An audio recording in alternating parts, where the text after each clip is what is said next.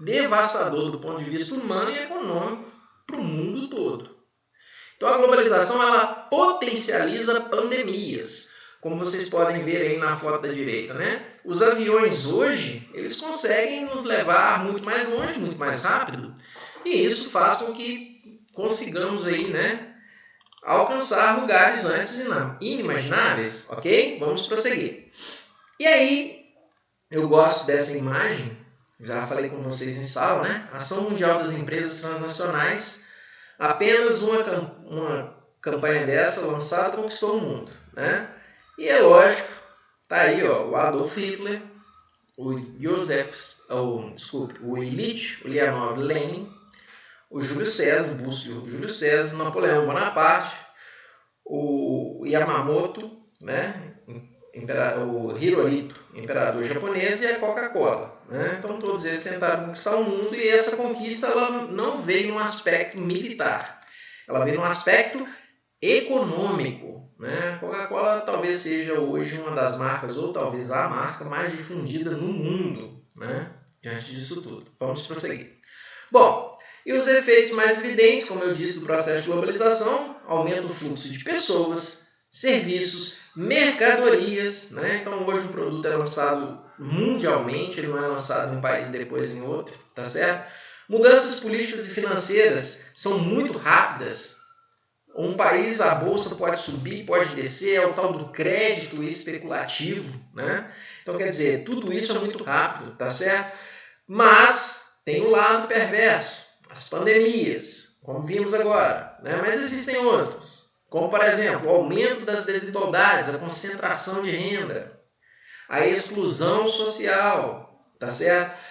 A homogeneização das culturas. Muita gente vê isso como coisa boa, eu vejo como sendo uma coisa ruim, sem graça, né? Bom, prosseguindo. Então nós temos aí, né, alguns desses efeitos. É uma charge que representa, vamos dizer, a facilidade da entrada de produtos em outros países, mas muitas vezes as pessoas não têm esse mesmo acesso, tá certo? Prosseguindo, nós temos essa outra aqui, ó, que eu resolvi colocar para você, mostrando e evidenciando a desigualdade social existente, né, entre os povos da Terra. Então você tem aí, um lado, o mundo abastado, veja, é a porção justamente que tem aqui os Estados Unidos, mais ao norte, mais na parte de cima da cadeira, da poltrona, a Europa embaixo, né? E do outro lado, vamos dizer que seja o hemisfério sul, né? Todas essas dificuldades, tá certo? Bom, então a globalização, gente, é um processo seletivo. Ela existe em todo o planeta e até fora dele. A sonda Spirit conseguiu mandar imagens para a gente de Marte em alta resolução, né? A diferença trata-se de um processo de quem pode pagar. É globalizado quem paga, tem um preço, tem um custo. Então a globalização ela é muito seletiva. Veja bem, você mora provavelmente, né, na sua casa, você provavelmente esteja na sua casa nesse momento e você mora num bairro. E esse bairro pode ser ou não um bairro central da cidade, né? E aí eu pergunto para vocês, a própria internet, dentro do seu próprio bairro, as velocidades das internets são diferentes? E se eu comparar com as cidades, as áreas da periferia da cidade com as áreas centrais da cidade? Será que essa internet tem velocidade diferente? Bom, então é um processo seletivo. Mas como é que eu faço para ter uma alta velocidade, uma grande velocidade? Paga mais. Né? Então, esse processo ele influencia o planeta todo. Só que algumas regiões deles têm mais influência porque estão mais globalizados. E outros não. Outros sofrem menos influência justamente por não estarem tão globalizados. Né? Muitas vezes a própria globalização ela é seletiva no quanto oferta em serviços. De repente, em determinado lugar, você até tem condição de pagar um bom plano de internet, mas a viabilidade tecnológica ainda não nos permite isso. Porque ficaria caro estender um cabo de fibra ótica até a sua casa, por exemplo. Mas daqui a pouco as tecnologias vão mudar, talvez o satélite, né, consiga fazer isso de uma forma muito mais excelente. Tá certo? Vamos prosseguir. E aí, veja, justamente para ir na contramão do processo de globalização, começaram a surgir o que nós chamamos de blocos econômicos, tá certo? Então, esses blocos econômicos, eles vão na contramão tentando evitar ao máximo os efeitos maléficos do processo de globalização, tá certo? Vale ressaltar que hoje na globalização, dei o exemplo da Coca-Cola.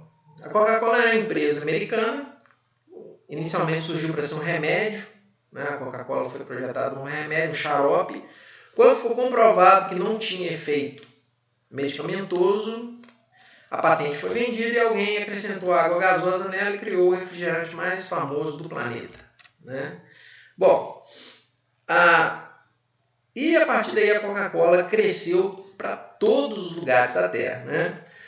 O processo de globalização, ele força as pessoas os governos a retirarem suas barreiras, facilitando a entrada, a concorrência, eles chamam de livre mercado, né? E os blocos econômicos, eles vão na contramão disso, justamente para preservar o seu mercado nacional, tá certo? Bom, e aí vejamos, existem vários blocos econômicos, né? Vários blocos aí, como vocês mesmos podem ver, nessa lista enorme. Nós não vamos estudar todos, nós vamos nos apegar somente a alguns e alguns casos mais importantes, tá? Bom, antes de mais nada, os blocos econômicos eles evoluem através de fases. Que fases são essas? Primeiro, zona de livre comércio.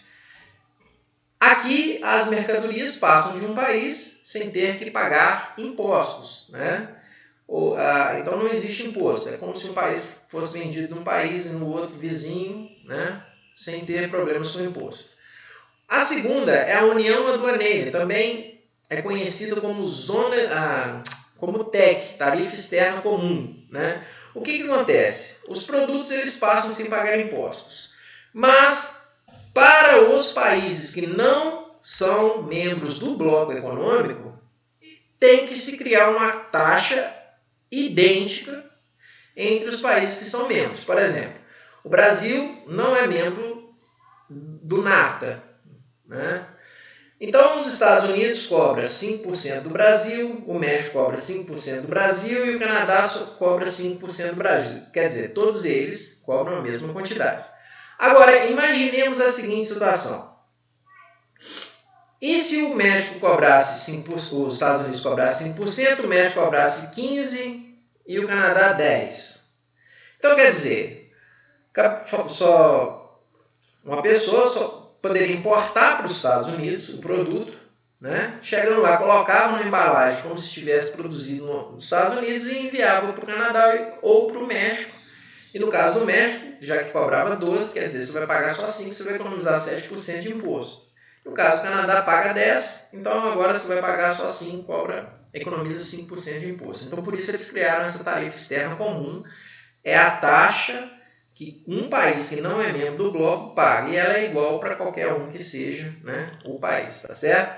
O mercado comum, também conhecido como fase das 4 liberdades, né, ele prevê a livre circulação não só de mercadorias, mas pessoas, serviço e capital. Então, se uma pessoa em um determinado país é professor, ela pode ir para o país vizinho e exercer a profissão de professor, sem ter que fazer nenhum tipo de prova, de avaliação de título, nada. Ela simplesmente chega e lá seu diploma também é aceito, né?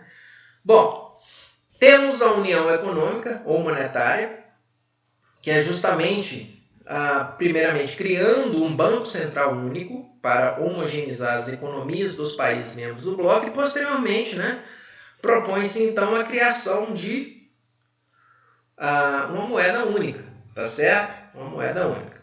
Prosseguindo, e para a última fase, né, gente, nós vamos falar da união política. A união política não é para criar um país. Um país só vai ser todo o bloco. Não. Para que algumas políticas sejam normatizadas. Por exemplo, se um determinado produto é permitido ser vendido em um país, ele tem que ser permitido vender em outro, porque, caso contrário, né, o produto ele pode circular livremente entre os dois países, ok? Queridos, muito obrigado. Vou ter que parar por aqui para o vídeo não ficar muito longo. Até a nossa próxima videoaula.